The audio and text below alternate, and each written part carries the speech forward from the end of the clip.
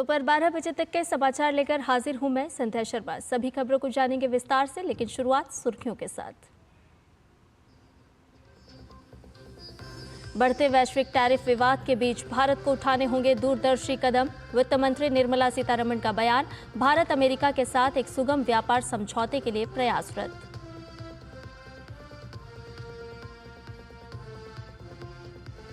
America के California में स्थित मंदिर में तोड़फोड़ की घटना को लेकर भारतीय विदेश मंत्रालय ने जताई कड़ी आपत्ति, स्थानीय प्रशासन से सख्त कार्रवाई की मांग।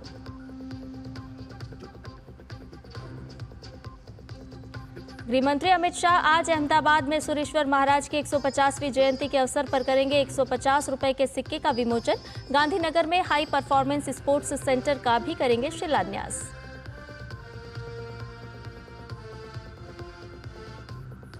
त्रिपुरा में भाजपा सरकार के 2 साल पूरे होने के मौके पर अहम बैठक। भाजपा अध्यक्ष जेपी नड्डा और बीएल संतोष पार्टी की महत्वपूर्ण संगठनात्मक बैठक में लेंगे हिस्सा।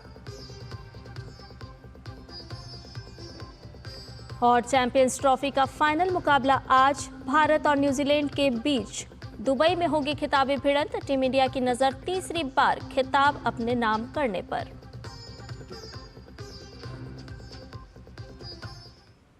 और इन सभी खबरों को जानते हैं विस्तार से। अमेरिकी के कैलिफोर्निया के चिनो हिल्स में एक हिंदू मंदिर में तोड़फोड़ की खबर सामने आई है। भारत ने कैलिफोर्निया के मंदिर में हुई इस तोड़फोड़ की घटना की कड़ी निंदा की है। विदेश मंत्रालय के प्रवक्ता रणधीर जायसवाल ने कहा है कि भारत इस तरह की घटनाओं की कड़े शब्दों में निंदा करता है। साथ ही रणधीर जायसवाल ने वहां के स्थानीय सरकार से घटना के लिए जिम्मेदार लोगों के खिलाफ कड़ी कार्रवाई करने और पूजा स्थलों की पर्याप्त सुरक्षा सुनिश्चित करने की मांग की है। जम्मू कश्मीर के कठुआ में 3 युवाओं की हत्या के मामले को लेकर केंद्रीय मंत्री जितेंद्र सिंह ने चिंता जताई है। उन्होंने अपने सोशल मीडिया प्लेटफॉर्म एक्स पर पोस्ट करके कहा कि कठुआ के बनी क्षेत्र में 3 युवाओं की आतंकियों द्वारा हत्या अत्यंत दुखद होने के साथ साथ एक बड़ी चिंता का विषय है। इस शांतिपूर्ण क्षेत्र में माहौल बिगाड़ने के पीछे गहरा षड्यंत्र दिखाई देता है। इस विषय में संबंधित अधिकारियों से हमारी चर्चा हुई है। केंद्रीय गृह सचिव स्वयं जम्मू पहुंच रहे हैं ताकि स्थिति का मौके पर जायजा लिया जा सके। मुझे विश्वास है कि ये सुनिश्चित किया जाएगा कि ऐसी घटनाएं दोबारा ना हो और लोगों का विश्वास मजबूत बना रहे। मणिपुर में शनिवार को इम्फाल दीमापुर राजमार्ग NH2 पर सभी वाहनों की मुक्त आवाजाही लागू होने के बाद कुकीजो समुदाय के लोगों और सुरक्षा बलों के बीच हुई झड़प में एक व्यक्ति की मौत हो गई और 27 सुरक्षाकर्मी घायल हो गए। पुलिस के अनुसार कुकी समुदाय के लोग फ्री मूवमेंट का विरोध कर रहे थे और सड़क को ब्लॉक कर दिया था, जिसे सुरक्षा बलों ने खुलवाने की कोशिश की तो उन्होंने हिंसा शुरू कर दी। भीड़ को तितर-बितर करने के लिए सुरक्षा बलों को बल प्रयोग करना पड़ा। इस दौरान एक व्यक्ति की मौत हो गई और पत्थरबाजी में सुरक्षा बलों के 27 जवान घायल हो गए, जिनमें 2 SF जवान गंभीर रूप से घायल हैं। प्रदर्शनकारियों ने सुरक्षा बलों के 2 वाहन भी जला दिए। फिलहाल स्थिति नियंत्रण में है। गृहमंत्री अमित शाह ने बीते 1 मार्च को राज्य में सुरक्षा व्यवस्था की स्थिति का जायजा लिया था। इस बैठक में उन्होंने मणिपुर के सभी प्रमुख मार्गों पर 8 मार्च से बिना रोक-टोक के आवाजाही सुनिश्चित करने के निर्देश केंद्रीय बलों को दिए थे। साथ ही व्यवधान पैदा करने वालों के खिलाफ सख्त कार्रवाई करने का भी निर्देश दिया गया था। इसी निर्देश का पालन करते हुए केंद्रीय रिजर्व पुलिस बल ने राज्य प्रशासन के साथ मिलकर 8 मार्च से फ्री ट्रैफिक मूवमेंट की शुरुआत की। केंद्रीय गृह मंत्री अमित शाह गुजरात के दौरे पर हैं। अमित शाह आज अहमदाबाद में आचार्य भगवंत श्री बुद्धिसागर सुरेश्वर महाराज की 150वीं जयंती के अवसर पर 150 रुपए के सिक्के का विमोचन करेंगे। इसके साथ ही अमित शाह सस्तु साहित्य मुद्रणालय ट्रस्ट की ओर से पुनर्मुद्रित पुस्तकों का विमोचन करेंगे। गुजरात दौरे के दौरान गृह मंत्री अहमदाबाद जिला सहकारी बैंक के स्वर्णिम शताब्दी समापन महोत्सव में भी भाग लेंगे। वहीं गांधीनगर में गुजरात बार काउंसिल की ओर से आयोजित नवनिबंधित अधिवक्ताओं के शपथ ग्रहण समारोह में भी मौजूद रहेंगे। गांधीनगर में Amit Shah high performance sports centre का शिलान्यास करेंगे। इसके साथ ही नागरिक केंद्रित सेवाओं की ऑनलाइन डिलीवरी हेतु गुजरात सरकार के विज्ञान एवं प्रौद्योगिकी विभाग और कॉमन सर्विस सेंटर के मध्य समझौता ज्ञापन भी होगा। गांधीनगर में अमित शाह शाश्वत मिथिला महोत्सव 2025 में भी भाग लेंगे। उपराष्ट्रपति जगदीप धनखड़ को हृदय संबंधी बीमारी के चलते देर रात दिल्ली एम्स में भर्ती कराया गया। एम्स में उनके हार्ट में स्टेंट सफलतापूर्वक लगाए गए। फिलहाल उनकी हालत स्थिर बनी हुई है। मेडिकल टीम उनकी रिकवरी पर बारीकी से नजर रख रही है। इधर दिल्ली के लोधी गार्डन में वसंत उत्सव का आयोजन किया गया। इस उत्सव में दिल्ली की मुख्यमंत्री रेखा गुप्ता, दिल्ली भाजपा अध्यक्ष वीरेंद्र सचदेवा, मंत्री प्रवेश वर्मा, विधानसभा अध्यक्ष विजेंद्र गुप्ता और अन्य भाजपा नेता शामिल हुए। इस दौरान इन नेताओं ने यहां आए लोगों से दिल्ली के आगामी बजट के लिए लेकर सुझाव भी मांगे। मुख्यमंत्री रेखा गुप्ता ने कहा कि वो लोधी गार्डन में जनता से बजट और दिल्ली सरकार से उनकी अपेक्षाओं के बारे में सुझाव लेने आए हैं। ढेर सारी भारतीय टीम को शुभकामनाएं, खूब अच्छा खेलें और देश का नाम रोशन करें। और आज हम लोग यहाँ पे लोधी गार्डन में जनता के सुझाव के लिए आए हैं कि जनता बजट के निमित्त और दिल्ली सरकार से अपनी अपेक्षाओं के लिए अपने सुझाव दे। तो यहाँ पर हमारे मंत्री प्रवेश जी, हमारे विधायक यहाँ पे लोगों के बीच में हैं, उनके साथ रहते हुए चाय पे चर्चा करते हुए सुझाव भी ले रहे हैं। और इसी तरीके से अलग अलग वर्गों में जा करके सभी को हमने बोला है कि जनता की अपेक्षाएं और उनके सुझाव लिए जाएं। राजधानी दिल्ली के मेजर ध्यानचंद नेशनल स्टेडियम में आज fit India Sunday on cycle का आयोजन किया गया। अंतर्राष्ट्रीय महिला दिवस के मौके पर आज ये कार्यक्रम महिलाओं को समर्पित रहा। युवा कार्यक्रम और खेल मंत्रालय में युवा कार्यक्रम विभाग की सचिव मीता राजीव लोचन ने इस पिंक साइक्लोथॉन को झंडी दिखाकर रवाना किया। इस मौके पर पूर्व भारतीय टेनिस खिलाड़ी अंकिता भांबरे और बॉक्सर मनीषा मौन समेत कई एथलीट मौजूद रहे। फिट इंडिया मूवमेंट के तहत फिटनेस के बारे में जागरूकता फैलाने और फिटनेस के महत्व के बारे में बताने के मकसद से हर रविवार को fit India Sunday on cycle का आयोजन किया जाता है।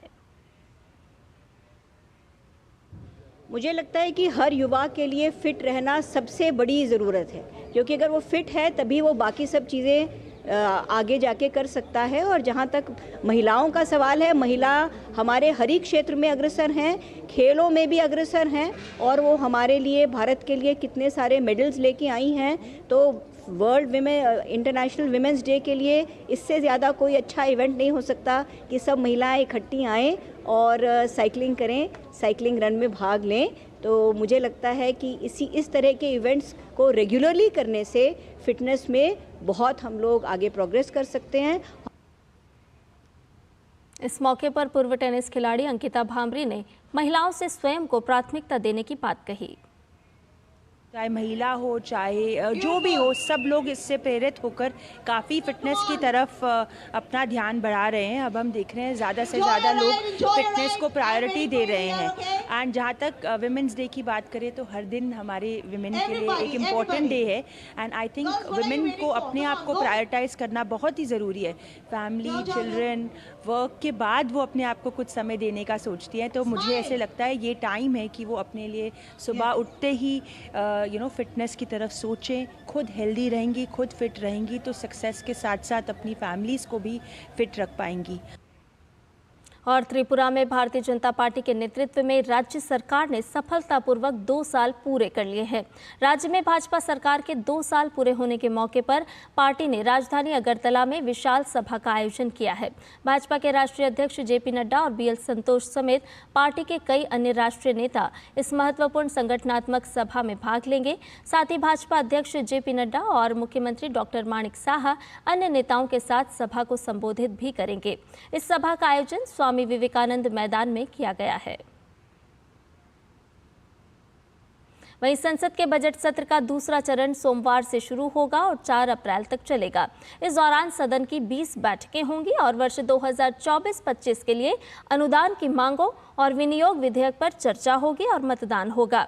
इसके अलावा बैंकिंग कानून संशोधन विधेयक, तटीय नौवहन विधेयक 2024, त्रिभुवन सहकारी विश्वविद्यालय विधेयक, आव्रजन और विदेशी विधेयक 2025 तथा रेलवे संशोधन विधेयक सहित कई विधायी कार्यों पर चर्चा होगी और इन्हें पारित किया जाएगा। बजट सत्र का पहला सत्र 31 जनवरी से 13 फरवरी तक हुआ था।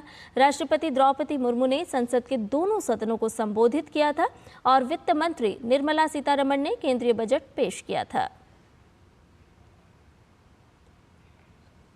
और इस वक्त की एक बड़ी खबर से आपको रूबरू करा देते हैं। जी हां, ये खबर आ रही है गोवा से। दरअसल गोवा क्राइम ब्रांच ने एक बड़े ड्रग रैकेट का भंडाफोड़ किया है। ये बड़ी खबर गोवा से आ रही है, जहां 11.672 किलोग्राम हाइड्रोपोनिक वीड बरामद की गई है। गोवा से आ रही है ये खबर, जहां जब्त दवाओं की अनुमानित कीमत 11.67 करोड़ रुपए बताई जा रही है। गोवा राज्य में अब तक की यह सबसे बड़ी कार्रवाई 11.67 करोड़ रुपए की हाइड्रोपोनिक वीड के साथ एक व्यक्ति को गिरफ्तार किया गया है। आपको बता दें कि 1 महीने की खुफिया जांच चल रही थी और इसी के आधार पर एक व्यक्ति को गिरफ्तार किया गया है। आपको बताएं कि गोवा के इतिहास में सबसे बड़ी कार्रवाई मानी जा रही है।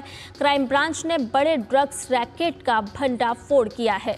बड़ी खबर गोवा से आ रही है। गोवा में 11.67 करोड़ रुपए की ड्रग बरामद की गई है। एक बड़ी कार्रवाई क्राइम ब्रांच की तरफ से की गई है। एक युवक को गिरफ्तार भी किया गया है। राज्य में अब तक ये सबसे बड़ी कार्रवाई बताई जा रही है।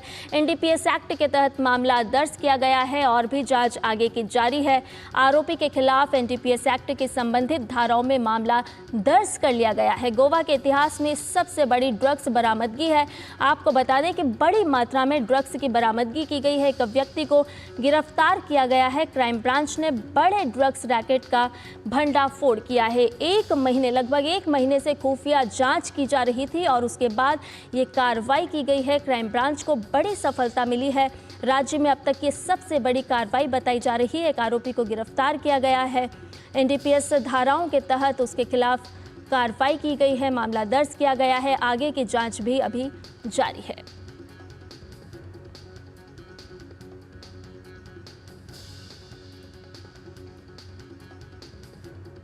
तो क्राइम ब्रांच की तरफ से गोवा में एक बड़ी कार्रवाई की गई है और भी ताज़ा अपडेट आपको लगातार देते रहेंगे। फिलहाल खबरों में बढ़ते हैं आगे। आपको बता दें कि विदेश मंत्री डॉक्टर एस जयशंकर ब्रिटेन के दौरे पर हैं। शनिवार को उन्होंने मैनचेस्टर में नए भारतीय वाणिज्य दूतावास का उद्घाटन किया।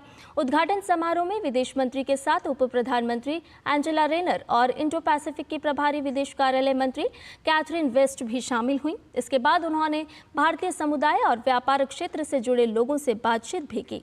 कार्यक्रम को संबोधित करते हुए विदेश मंत्री डॉक्टर एस जयशंकर ने भारत यूके के बीच घनिष्ठ साझेदारी और मुक्त व्यापार समझौते पर जोर दिया। I would also urge you to think of this consulate as really preparing for that era. That we are clearly anticipating a very big pickup in the relationship in the times to come. My experience is anytime I come up with the statistics, somebody corrects me with a larger number. So I came in here with a number for the size of the community, but after hearing you, I decided to keep it to myself. Because apparently the community has grown since we last assessed it. I'm very confident that the establishment of this consulate would give a fillip to the relationship. In fact, the first time we met, the Deputy PM raised 2 issues, which was one the consulate, the other was the flight. और नेपाल से सटे उत्तर प्रदेश का सिद्धार्थनगर जिला TB उन्मूलन के लिए कमर कस चुका है। जिले में युद्ध स्तर पर टीबी की जांच की जा रही है। गांव-गांव निक्षय शिविर लगाकर टीबी रोगियों की पहचान की जा रही है। सिद्धार्थनगर के मधुबेनिया गांव में निक्षय वाहन शिविर का जायजा लिया हमारे संवाददाता नितेंद्र सिंह ने। हम लोग इस वक्त सिद्धार्थनगर ज़िले में हैं। उत्तर प्रदेश का एक आकांक्षी ज़िला है और यहाँ पर निक्षय शिविर लगाया गया है और इसमें आप देख सकते हैं कि निक्षय शिविर में जो आसपास के गांव के लोग हैं, जो वल्नरेबल पॉपुलेशन है, उनकी टीबी की स्क्रीनिंग की जा रही है। सबसे पहले हम वल्नरेबल पॉपुलेशन पे जाते हैं जिनको टीबी होने के चांसेस ज़्यादा हैं। वहाँ तक पहुँचने के बाद हमारे जो आशा बहुएँ होती हैं वो उनके सिम्टम्स पूछती हैं। सिम्टम्स पूछने के बाद वो 2 तरह के लोग निकलते हैं, एक सिम्टम वाले, एक बिना सिम्टम वाले। जो सिम्टम वाले होते हैं उनकी नेट जांच भेज दी जाती है और एक्सरे कराया जाता है। जो वल्नरेबल हैं परंतु सिम्टम नहीं हैं, उनको सिर्फ एक्सरे कराया जाता है। तो यहाँ पर जो लोग आए हुए हैं वो वल्नरेबल पॉपुलेशन वाले लोग हैं और इसके बाद वो जैसा जैसा उनको जो सिम्टोमेटिक दवा लेके फिर वो सामने वाले कमरों में जाएंगे, या तो एक्सरे के लिए या एक्सरे और एंड एक्सरे एंड नेट जांच के लिए। सीएमओ साहब हैं सिद्धार्थनगर डिस्ट्रिक्ट के, उनसे जानना चाहेंगे कि सर कितने दिनों पर ये शिविर लगाया जाता है और कैसे आप पहुँचते हैं? ये हमारा शिविर पर डे लगता है। ये जो हमारा निक्षय वाहन है ये हमारा पर डे मूव करता है अलग अलग गाँवों में। जैसे सिम्टोमेटिक में हो जाता है कि 60 ईयर प्लस कोई ड्रिंक करता है, कहने या ओल्ड टीबी का मरीज हो, या जिसका कि BMI काफ़ी कम हो, 18.5 से कम हो, तो वो लोग काफ़ी जो कुपोषित जिसको कहा जाए, या जो HIV का पेशेंट हो, या जो कोई डायबिटिक का पेशेंट हो, तो वो सबको हम लोग वनरेबल पॉपुलेशन में हम लोग लगभग 12 लाख से ऊपर कर चुके हैं। That comes nearly 25%, more than 25% of our population. ये पोर्टेबल एक्शन AI कहाँ AI डिटेक्टेड है, तो AI भी हमारा जो हो जाता है उसके बाद भी हम लोग डॉक्टर्स को दिखाते हैं। 2346 पेशेंट हम लोगों ने नोटिफाई किया। नोटिफाई का मीनिंग है 100 डेज में जी, इस 100 डेज में। ऐसे तो ओवरऑल हमारा मोर देन 4000 है। तो इसके बाद हम लोग उसको हम लोग ट्रीटमेंट में ले आ रहे हैं। उसके बाद उसका निक्षय पोर्टली बांटना, और साथ ही साथ उसका हम लोग फिर PBI जो होता है हम लोग पेशेंट को 3000 रुपया देते हैं, और 84 डेज़ के बाद 3000 रुपये का पैकेज देते हैं।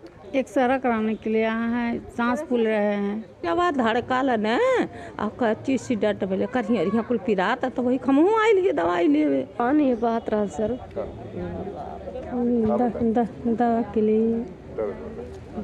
आप बताएं। माने डॉक्टर साहब ये सारा बहुत दर्द करा था, तभी यही कुल गर्दना बहुत पिरा था। हाँ, हमारा सांस फूल रहा था, दिक्कत थी, यहाँ आए थे एक्सरे करवाने के लिए। आसपास के जो गांव हैं उनकी यहाँ से महिलाएं आई हुई हैं। इनको हाई रिस्क ग्रुप माना जाता है और इनकी जांच की जा रही है निक्षय शिविर लगा करके। और इस एम्बुलेंस मशीन में एम्बुलेंस में हर वो ज़रूरी जांच की सुविधाएं हैं जो टीबी के लिए ज़रूरी है। टारगेट ये है कि 2025 तक जो टीबी उन्मूलन का लक्ष्य केंद्र सरकार ने रखा है उस लक्ष्य को हासिल किया जा सके। कैमरामैन योगेश के साथ Nitendra Singh, DD news, Siddharthnagar, Uttar Pradesh. Bulletin में खबरें भी और भी, लेकिन फिलहाल रुकने एक छोटे से ब्रेक के लिए जल्द हाजिर होंगे। मुथूट फाइनेंस पेश करते हैं गोल्ड लोन मेला। गोल्ड लोन लेने पर और कस्टमर रेफर करने पर पाइए सुनहरा मौका, लाखों के गिफ्ट वाउचर जीतने का, साथ ही साथ जीतें आप 24 कैरेट खरा सोना। गोल्ड लोन लेने के लिए आज ही मुथूट फाइनेंस की ब्रांच में जाइए या फिर कॉल कीजिए 1-800-313-1212।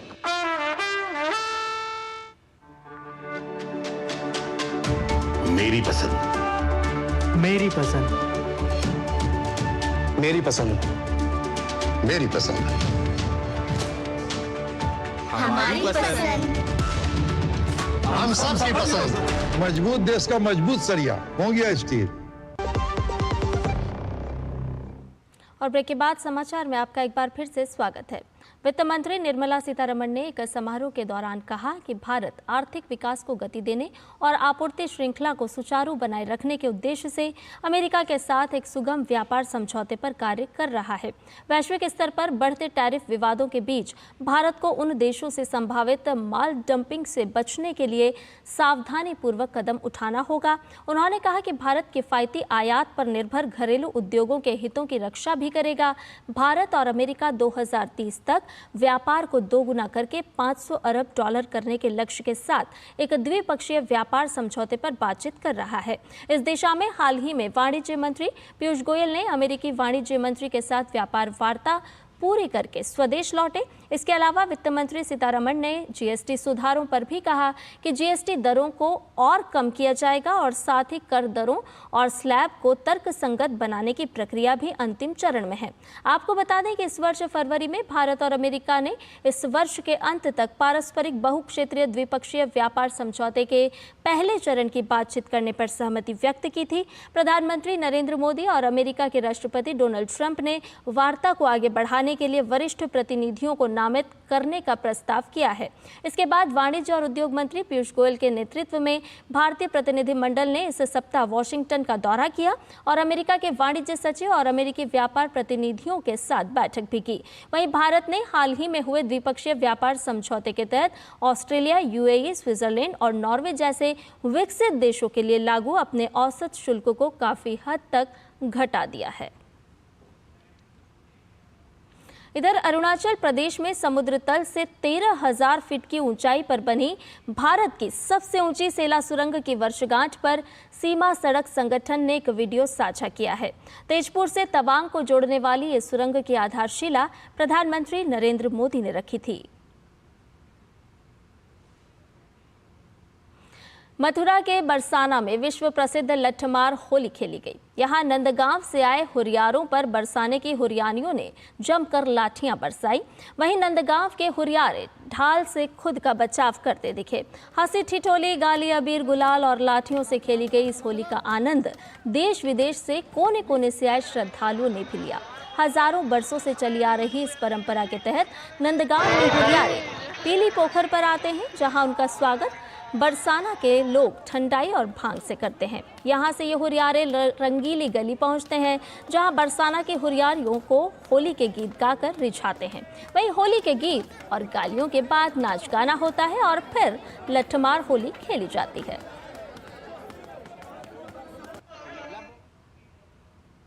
आज के दिन बरसाना में लठामार होली है, जो कि नंदगांव के लोग यहाँ पर लठामार होली खेलने के लिए आते हैं।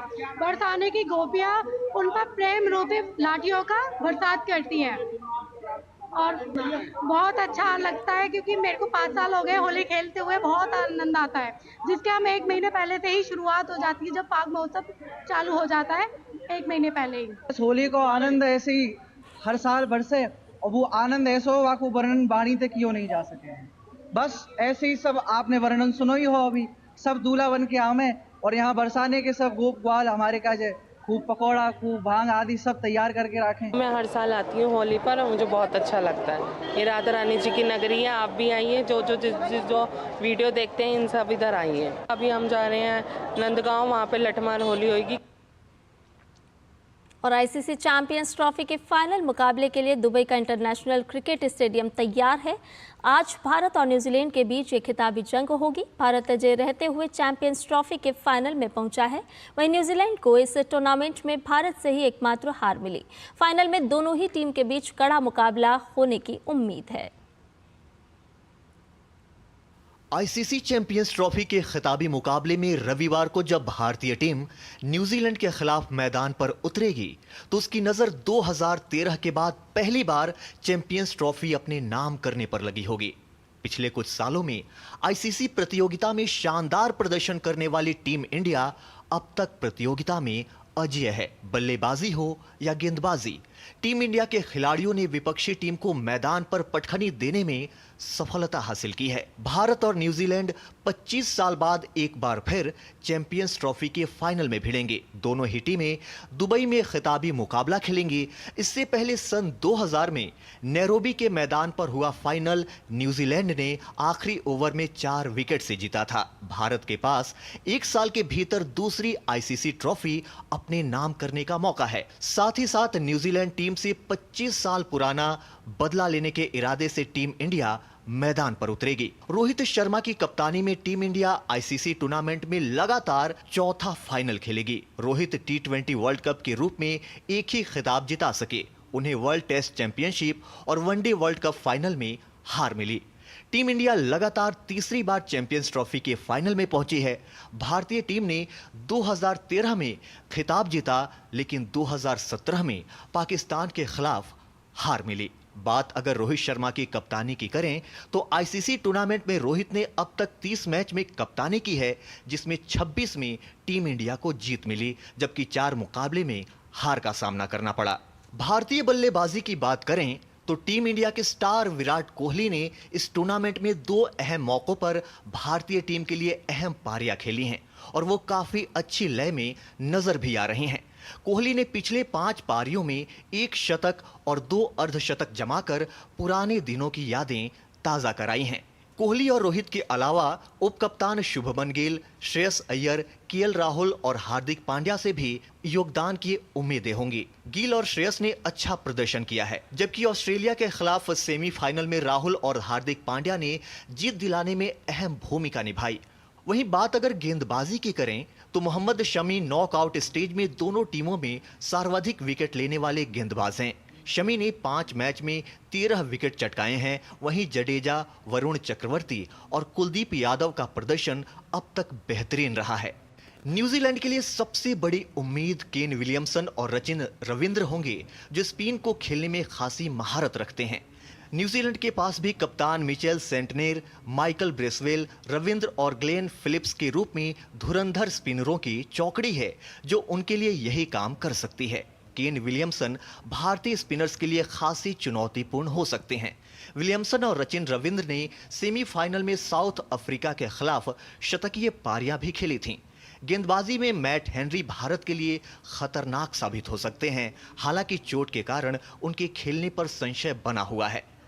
बहरहाल भारत और न्यूजीलैंड दूसरी बार चैंपियंस ट्रॉफी में भिड़ेंगे और रविवार की रात फैसला हो जाएगा कि चैंपियंस ट्रॉफी का नया बादशाह कौन होगा। Sports desk, DD news. और आईसीसी चैंपियंस ट्रॉफी 2025 के फाइनल में भारत की जीत के लिए देश भर में फैंस उत्साहित हैं। जगह जगह पूजा अर्चना की जा रही है। चैंपियंस ट्रॉफी के फाइनल में भारत की जीत के लिए उत्तर प्रदेश के सारंगनाथ महादेव मंदिर में लोगों ने पूजन अर्चन किया, तो वहीं कानपुर में राधा माधव मंदिर में भी भारत की जीत के लिए हवन किया गया।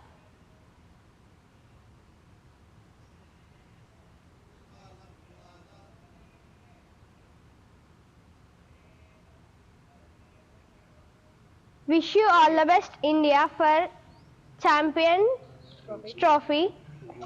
Virat, go on. You are our inspiration. All the best, India. As a Indian मैं तो चाहता हूँ इंडिया ही जीते, क्योंकि विराट कोहली ने मतलब परफॉर्म किया है, ऑस्ट्रेलिया के खिलाफ भी किया है, तो आई थिंक विराट कोहली अच्छा खेलेगा। और बॉलर में तो सभी कंट्रीब्यूट करते हैं, बट अगर वरुण चक्रवर्ती को आज खिलाएंगे तो मेरे हिसाब से वो अच्छा खेलेगा। सबसे पहला आशा तो ये है कि इंडिया जीतेगा, बहुत दिन बाद ट्रॉफी उठाएगा चैंपियंस ट्रॉफी का। उसके बाद मैं सोचता हूँ कि पहले बैटिंग करना चाहिए, क्योंकि फाइनल है, तो पहले बैटिंग करके अगर स्कोर लगा देंगे स्कोर बोर्ड में तो न्यूजीलैंड के लिए थोड़ा डिफिकल्ट हो सकता है कि चेस नहीं कर सकते हैं वो लोग, क्योंकि इंडिया का बॉलिंग लाइनअप भी अभी अच्छे हैं, जैसे वरुण चक्रवर्ती बहुत विकेट निकाल रहे हैं। हम तो चाहते हैं इंडिया जीते, ऑब्वियसली थोड़ा चांस न्यूजीलैंड का भी है जीतने का, पर हम चाहते हैं इंडिया ही जीते। जीतेगा तो ऑब्वियसली इंडिया ही, और फैक्टर के अगर बोले तो इंडिया में तो बैटिंग, बॉलिंग, फील्डिंग अब तक बहुत ही अच्छा किया है। विराट कोहली भी फॉर्म में है, रोहित शर्मा भी फॉर्म में है, ये बहुत खुशी की बात है। दिल से बोले तो पहले ही पॉजिटिव रहो, इंडिया जीतेगा।